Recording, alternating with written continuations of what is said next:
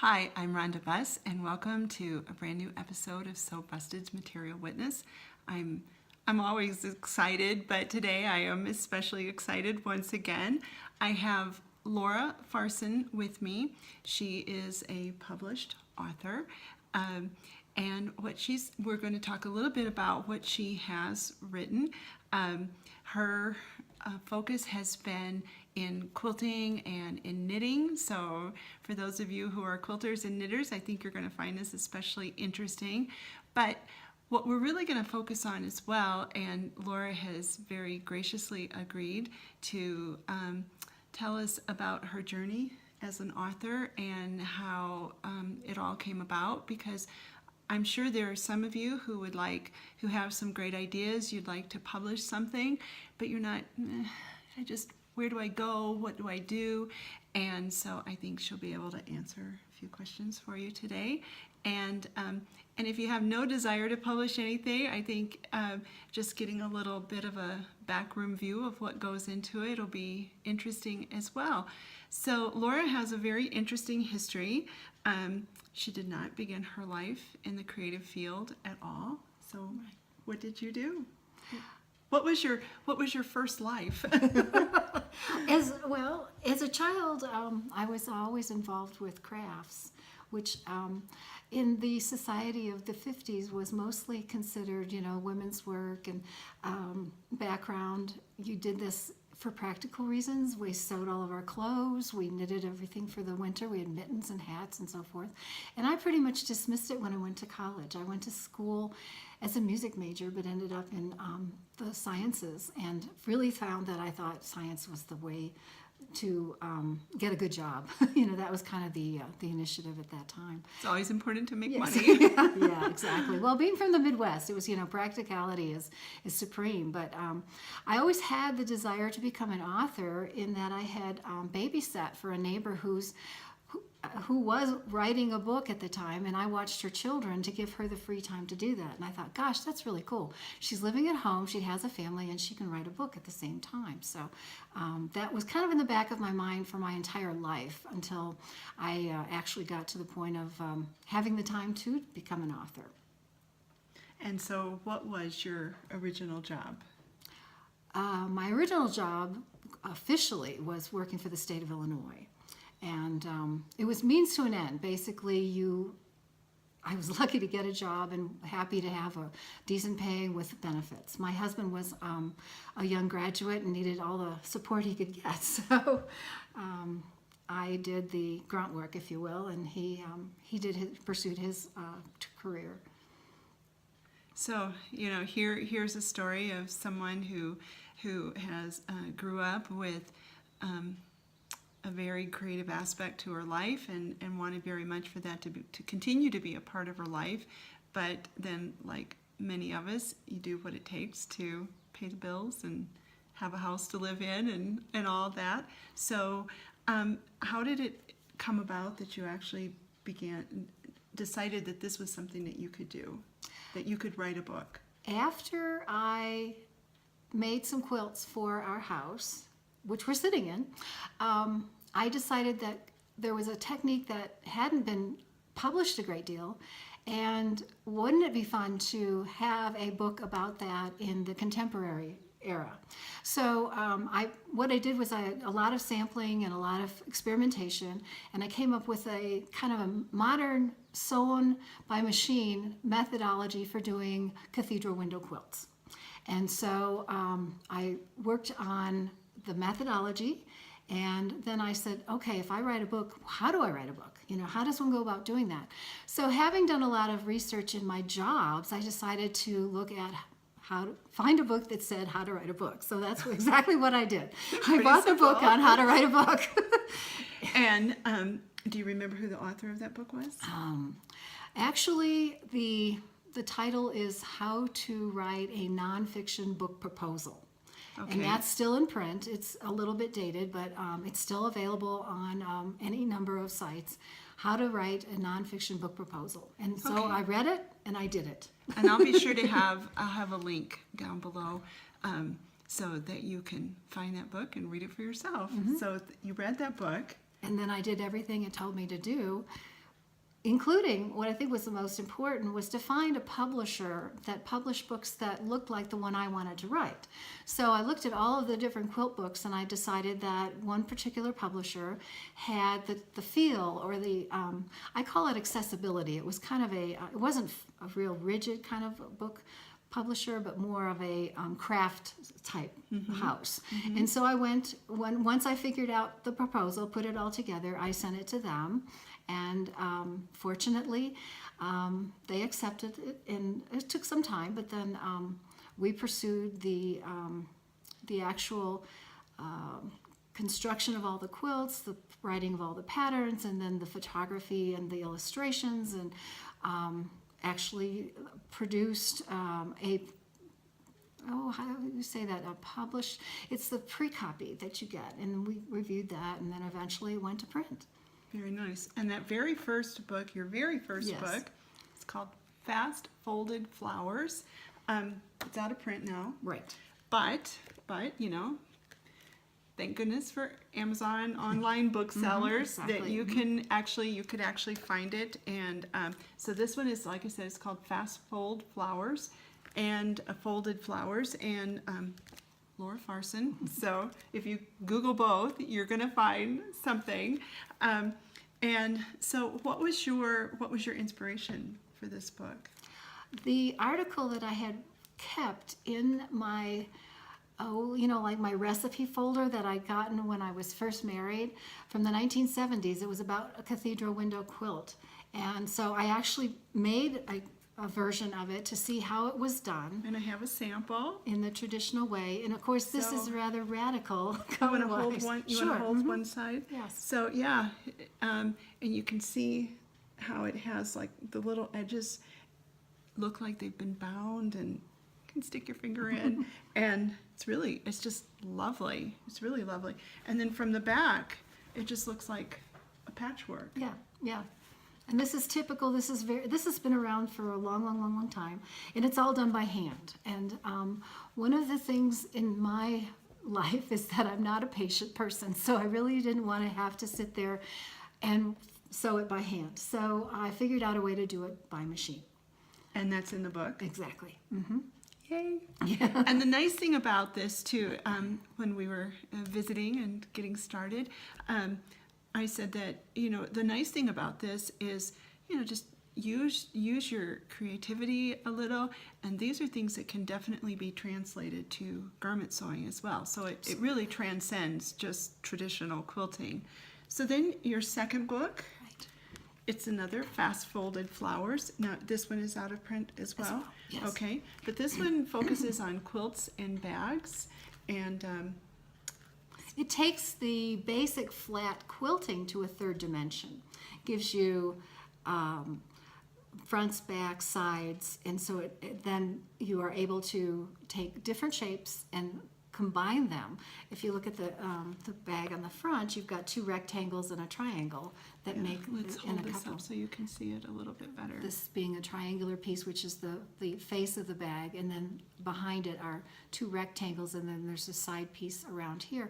So that gives you the depth of the bag, and it gives you another dimension, and what I think of as something that is easily finished in a maybe a day, so that the flowers are blooming, if you will, on your accessories. Very nice. How many bag patterns are in the book? Oh, there's probably 10 or 15. I'm making her think. Yes. But there are other nice things in here too, like placemats, so lovely things for the home. And again, I'm just looking here. I'll hold this up for you. This placemat, but something like that would really translate well to like the back of a jacket. Yes. Even get creative, a skirt. Here on the back, you can see a few more of her bag patterns. Taking these squares, you can make a vest, and you just use that. I take a grid and make the outline of the vest, and then I just put my squares on top of it. And then I cut my square on the diagonal for the V in the neck, and the back. You can slope the shoulder, and it's all of these are freestanding pieces that you sew together at the end, if you will, so everything is finished, and then the edges between the blocks are just zigzag stitched together in a way that gives a good solid seam. And of course, you don't have to use quilting fabrics for this. No, oh no. You know, Anything your you want, creativity as far as you can take silks and all types of, you know, especially like a silk dupioni would be gorgeous. Or a lace. Lining the flower with a lace in these little windows is really fun. You can have, putting a white lace over a dark would give you a window. I call it the window. It's a cathedral window, but it's your window. Wow. Like I would I need another project. like I would take your shirt and put a lace over it, and you can make it peek out from behind, you know, dark and light contrast. I'm gonna have to give that a try. Like I need another project, but Yes. that's okay. We can It's do a always- lesson. It's fun. You know, maybe we should do a how-to video at some point. It would be fun. Wouldn't it be It fun? really would be I think fun, that would yes. really be nice. So we'll put that in the hopper for a future video. So then your third, now the quilt I have here Yes. is, okay, let me show you this. This quilt, this is lovely, The just lovely. The progression And from you can the see how yeah, it actually has the, these are ragged edges. yeah. And they're all cut bias, and all you sewers out there know that bias doesn't shred. So the fun thing is that every edge of this is cut on the bias, so what it will do is bloom, but it won't shred. Nice. Thus, Nice. and then also, the cool thing is, you don't have to finish any of the edges. You just stack this up, fold, fold, fold, stack, stack, stack, top stitch, you know, like whatever pattern you like. I like to go round, round, round with the loopy stuff. And around these edges, So this is all done on machine, right? absolutely. Fast. Yes, extremely fast. That's why it's called fast folded flowers. Nice. Nice. So the progression was that We all like to have nice things, but we casual. don't want to spend forever Yes. and ever and ever on it. to my great delight, one of my students started a quilt on Friday night, and she sent it to her kid on Monday morning. Wow, very cool. nice. So, and this technique is in her third book, and it's, so the others were fast folded Right. flowers, and this one is ragged edge flowers, and this one is out of print as well. well, unfortunately, but, yes. Yeah, but you can, you know, Google it, Laura Farson, and I'll see what I can do about finding some links in case you're interested. But this is quite fun, and she has also some other lots of different ideas in the book. Oh, wow. I love this.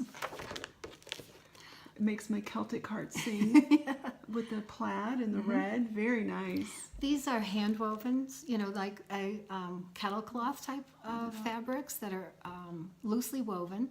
And so when you cut them, they really do a nice job of blooming. Instead of, I have done it with batiks, and batiks work okay, but batiks are kind of formal, if you will. They don't shred like Well, and the weave is a tighter weave. exactly, yeah. I mean, you want that for certain applications. Right. But if you want it to be fuzzy and cuddly and so forth, then I use the either the wovens or flannels. Flannels work really well for that too. And in fact, one of the fun ones in this was I threw it on the floor one day to take a picture, and I said, a perfect bath mat. Instead of a quilt, use it as a bath mat. So Very there's nice. a lot of applications, a lot of fun things. Just make sure you, if you do that, put a little rubber backing on it. Yes, well, yeah, or use it, yeah, put it on top of your own bath carpet. So now, so you started out with the quilting books. Right. Now, and she's moved on. She's now doing knitting books. And so how did that transition happen? I was at the Houston Quilt Market, and on a tour bus, the gal across the bus from me was knitting a scarf, and it was during that time when scarves were very, very popular.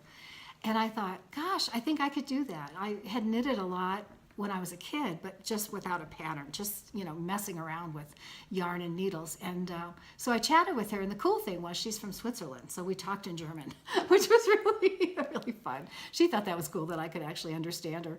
And so she explained to me how to do a scarf, and I said, gosh, this is great. It's portable. Anytime I travel, I can take it with me. Instead of taking my sewing machine along, which is my new way of doing quilts, a sewing machine, I could take my knitting along with me. So I learned to She knit. loves to travel, by the way, and you'll hear a little bit more about that as she talks about her knitting. And I'm going to have you move over just a Okay, little sure. bit, just so, because you all want to see see her as she speaks. So so actually, when you went to the Houston Quilt Market, you weren't knitting. At all. No, not at all. No. Okay. I had to learn how again. Yeah, you're gonna be impressed with what you see. So you just, I think with knitting is, I know I have a friend who had come to visit me, and she'd learned to knit as a child and just kind of basics, and she was very inspired by the knitting I was doing, and it was the same thing. It's portable, it's easy, and you can end up with a great garment or accessory, and kind of in your spare time kind of a thing. And now she's just gone hog wild, and it kind of seems like that knitting is something, it's like riding a bike. You may not do it for years, but then once you pick it up, it all comes back. It does, yes. So you weren't knitting, and then you were inspired to start knitting again, and so then the progression from there. Well, I was interested in all crafts and got hooked up with Interweave trip to Scandinavia. And I thought, oh gosh, Scandinavia would be I've never been that way. So I went over to Sweden, and during the process of shopping, of course, I found a kit for a glove or a mitten. I can't remember which it was. And the pattern was like really intriguing. And it turns out it was twine knitting, which had just recently been rediscovered in an archaeological site. What had happened was in Scandinavia, continental knitting was learning to knit with both hands. And traditionally in Scandinavia, people had just been a thrower or a right-handed knitter. And so the right-handed knitting went out of vogue and continental knitting came into vogue. Well, when they found this piece, it turns out that it was done with throwing in the old way. So it turns out twine knitting was rediscovered in the 1970s, which I consider to be very recent. I was fascinated with it and found that the only published information was from a very old source. So here again, I said, gosh, there's something that nobody's really looking at. Wouldn't it be wonderful to bring that into the now, using contemporary tools and yarns and different gauges. This was typically done with very fine wool, done with 2 strands, and when you got done, it was completely waterproof. Well, why not show off the beauty of these patterns, in my mind, and do it in a larger scale? And because it is a twisted and double thick fabric, it's very stable and very practical. So that was kind of my inspiration to work on a knitting technique and then do everything I could with it, with every kind of yarn. So then a new book, Twined Knitting. Now this is available.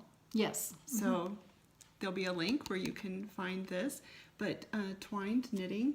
And let me show you on the back. There's some very interesting projects. A bag, get the light out of there. Bag, the hat, the socks. Socks. Yeah. It's very typical. Let me Yes. show you a nice picture from the inside as well. I just love that hat on the inside. Very nice. How many projects are in the book? At least 25. And again, Enough to it's keep just you busy about for a long everything. Yeah. time. Mittens, headbands, hats, socks, accessories, things that are easy to do. The gal who documented the knitting in Sweden has done sweaters and skirts. They're just gorgeous. And because they have the heft to them, they really drape really, really well. They do take a lot longer to knit though, because you're working with 2 strands and you're making it double thick. So it's, kind of a trade-off with having it be more stable and more warmth, but then the other side of it, it takes a bit longer to get that finished. And as far as, if you have just been a traditional knitter, is it a technique that's a little bit difficult to learn, or? It's logical and easy to follow, but it's not a natural, because you're taking one yarn and wrapping it over the other one. That's the twisted part of it. The yarns exchange places instead of like fair isle knitting where you keep them completely separate and don't intersect them at all. This one entwines each of these two one over the other, and so you're getting that double thickness, and it's not a natural thing for a lot of knitters who have been doing a traditional fair isle knitting. It doesn't take that long. Once, with students that I've had in the past, that at the end of 2 hours, they're picking it up quite nicely.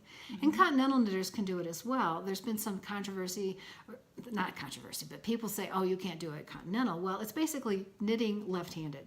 So people are used to using their left hand. It's a drop and throw, drop and throw, drop and throw. So if you're used to using your left hand, it's not that difficult to do. Okay. And it's always fun to have a new challenge rather than just doing the same old thing over and over and over again, like me with my cables.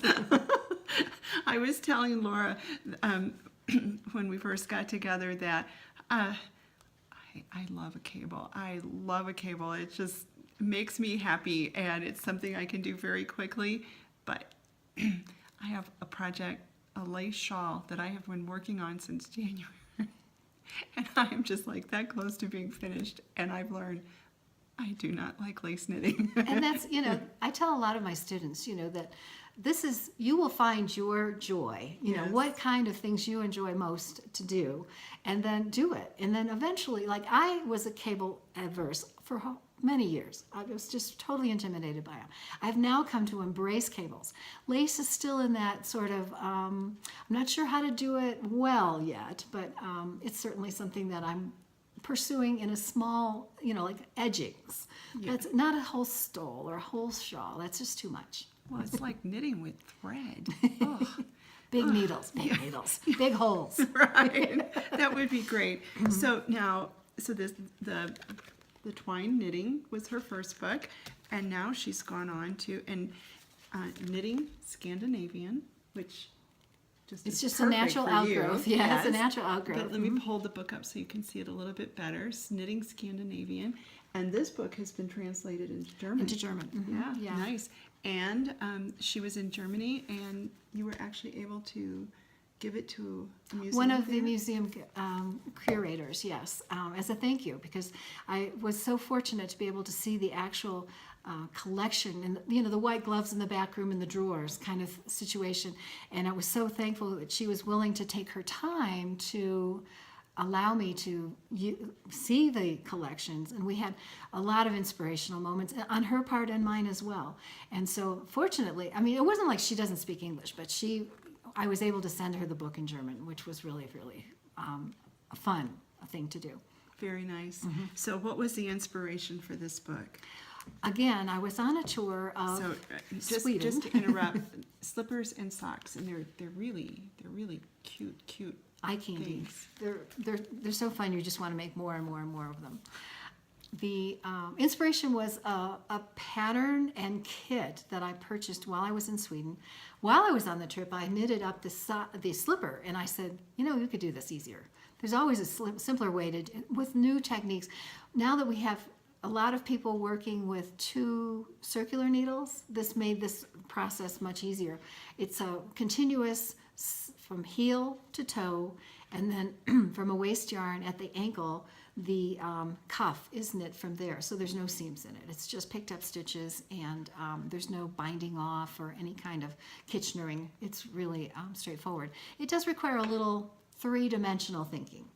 So, but if you're like an engineer type thinker, or it makes sense. If you're not, then there's a lot of good illustrations on how to accomplish this. You start one direction and you go another direction, and then it all, just like a pop-up book. It just becomes the 3-dimensional slipper. And I would say don't let the word an engineering type mind throw you off or scare you, because I really think that anyone who quilts, knits, sews, Absolutely. that mathematical mind is there. It has to be, because that's just how it all comes together. So I think that we need to give ourselves a little bit more credit about Absolutely, yes. our true abilities. Yes. Funny thing, my college roommate was a home ec major, and she became a math teacher, and I was a science major, and I became a quilt teacher. So we all have these skills that, are easily translated or applied into, the thing that we enjoy most about our lives and what we do I do it to entertain myself. So, so these are books that are very much, so that they're quilting books, they're knitting books. You might be interested in publishing something that's more sewing related, but still a technical book. So in writing a technical book, what do you think is most important? To document your process as thoroughly as possible. And when one does this themselves over and over again, it tends to be like you take it for granted. I think the most important thing is to find a person who isn't familiar with it and have them watch you, follow you, or you send them the instructions and have them try it for you, a test person. And that person won't have the prejudice or the bias of familiarity. Right. And to me, that is the most important thing. As an author, I always want everything to be exactly correct, in that person is your best friend to tell you what is, like this person I had a test knit with said, well, I made a mistake, and I said, tell me about it. It wasn't a mistake. I made the mistake. She followed my instructions. And so I said, Dee, remember, you're telling me if it doesn't make sense, let me know. That's probably, in my mind, my biggest concern is that everything be accurate, and testing is probably the most, because one is familiar with the process, you're going to tend to skip steps without even realizing it. Right, yeah. And I think that is, so basically writing a book is really, it's like teaching. Yes, absolutely, yes. With your book, you're actually, you're teaching a course. And I think that's a way to look at it, that you want to make sure that they know how, from beginning to end, to do whatever it is, whether it's a garment, knitting, quilting, whatever it is. Yeah. And my advice to someone would be is have a notebook with you at all times. Write down everything that crosses your mind. It may or may not be important to you later, but sometimes it's the inspiration for what you do. You're going to have to do some creative writing about describing things. You're out and you see this gorgeous field of flowers. You say, okay, this is my inspiration for the quilts that had the flowers on them. We look to nature and so forth. I'll tell you a little secret about Laura. She even keeps a notebook beside her bed. Absolutely. Oh, yes. I write in the dark. Scribble, just big letters. Don't lose that word. That's a good word. She told me that her mind, that she'll wake up with some idea, and she's learned, write it down, that there were times, oh yeah, I'll remember that. And then the next morning, gone. It's gone. So she's learned to write it down at night. So yeah, and I know I've had the same thing. I have had poems come to me in my sleep, and I wake up and write them out. So so whatever creative outlet you have, it's a good thing to have. Or dictate it into your phone, whatever it takes, Well, then you wake up your husband. Oh, well, that's assuming you have a roommate or not a roommate. Or your partner, right? But so definitely, I think a notebook, and in your phone, even being able to take pictures of things that are inspirational. Yes. Yeah, and putting them in a folder just for that. And you might include the source, because sometimes you want to go back and revisit that source. I find that if I read something in a book, I'm always putting those little arrow stickers on it, because it's like, oh yeah, that's an important thought. I may not be able to incorporate it this minute, but I need to remember that. So along the way, have you had, because I always like to add a little something funny, so have you had kind of a, oh my goodness, or just something funny that has happened? Yes. Evidently she has. I was at the Houston Quilt Market showing my trunk show, and I was freezing in the bed. And it finally dawned on me that I had 2 suitcases full of quilts that I could sleep under. Duh! I pulled one out and got underneath it and said, oh, this is great. Here's a quilt I can sleep under. Not just for show. They can actually be used. Yes. But the mindset was don't wrinkle them, don't fold them, don't, but this was, they were flannel quilts, and I enjoyed it. I've actually slept under several times since then. Very nice. So in publishing, like I said, I'll have a link to the book that Laura read that gave her all the instructions that she needed to get her books together. And then I think what she said is, just being very conscious of what inspires you. And I think too, if you've heard that it wasn't like she was. I'm not trained in any way. Right. English was not my best subject in it by any means. No. Yeah. So, she wasn't, a big name knitter that, it was just, she was inspired by something and decided, why not? Yes. Right? Yeah. I was looking for an opportunity. If you see something that, oh, gee, I don't find anything written about that, that's an opportunity for someone to fill a void. Mm-hmm. And especially like in the sewing area, there's some construction that you say, oh, that could be really applicable. Pick up on that. And if nothing else, write an article for a magazine. That's a good way to start. You don't have to jump into a whole book. I think that I probably did the deep end of the water with a book first, and then I came back and did a lot of articles for magazines. The other directions probably makes more sense, because an article for a magazine puts you through the entire process, including the editorial, and you're then published, and you get a credibility factor involved with that. And you can even basically build an outline for your book. Yes. In Oh, that yes. way. Yes. I see that happening a lot, where you'll see an article about a particular design, and then that design will turn up in a book later on. And that's one of the things you want to make sure that you had the ability to do, is to then carry it forward or do some modification of it. So, if there's something that inspires you that you would like to do, I think one of the things that I'm taking away from this is that you don't have to be Hemingway Oh, yes. or Monet. Exactly, You yeah. don't have to be at the top of a field. If it's something that inspires you, and you have a passion about it, go for it and do Yes. it. And if it's not perfect the first time, who cares? You tried. And just do it. And I think the reward in the end is worth it. Oh, absolutely. It's so much fun. It's, for me, it's not work. It's just, it's a fun thing. It's really a creative process, and it's fulfilling, and as a Midwesterner, it's practical.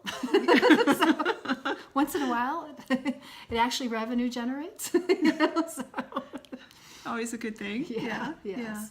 Well, Laura, do you have anything you'd like to add before we go? Well, as you said, I think you have an idea, or you just many ideas, write them down, do a little research, see what's out there, look at what other people have done, and then look at comparable things. It's kind of like market research. If you go back to their basics, look at all the aspects of a process, and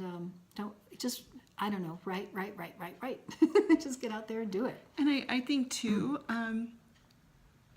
you may see that there is something published about it, but you have your own unique voice, and so Very much so, yes. I agree with that. yeah, and you can bring something special to it because there's no one like you. That's And absolutely right. yeah, so I hope we've inspired you to follow your creative aspirations.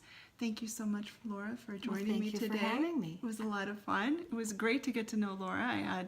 And I'm very inspired, and I'm going to put my head toward figuring out a project and get Laura to help me with the doing the lace and maybe like a little tank or a vest or yeah. something. Yeah, so something fun in the future. And thanks again for joining us. And Thank you. thank you so much. And if you enjoy the videos, be sure to follow me on YouTube. And see you next time. Thanks again. Bye. Bye.